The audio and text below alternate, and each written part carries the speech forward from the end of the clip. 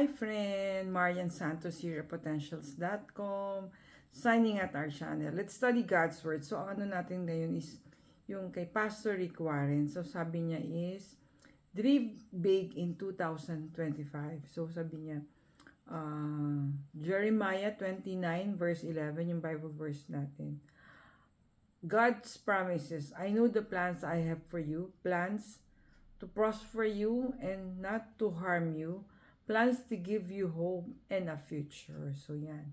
Jeremiah 29 verse 11. So madalas natin yan naririnig sa mga Bible study, no, that God is promising us to prosper us, and sabi niya, to give you hope and a future. So binibigyan tayo ni Lord ng opportunity to make use of the talents, the resources na binigay niya sa atin. So when we make our plans, sabi niya, include God in your goal setting. So, let's consider then yung what is God's will or mission for us when we put our goals this coming 2025.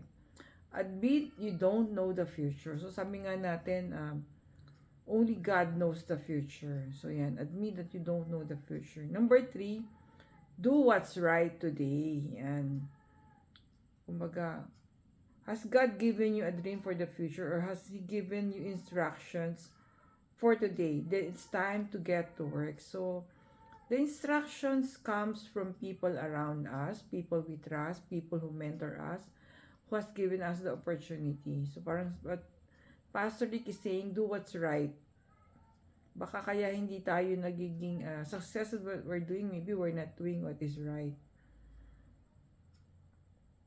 So as you plan for the future, remember to include God. Admit that only He knows the future, and do what He tells you to do without delay. So minsan tayo pala yung problema kung bakit ang future natin ay not clear or not as successfully we want to, because we are not following God's will or God's instruction to us. Baka we're not doing the right thing. That's why we're not getting the dreams that we are aspiring for. So yun, that's our story for today. Again, Jeremiah 29 verse 11. I know the plans I have for you, plans to prosper you and not to harm you, plans to give you hope and a future. Stay safe, everyone.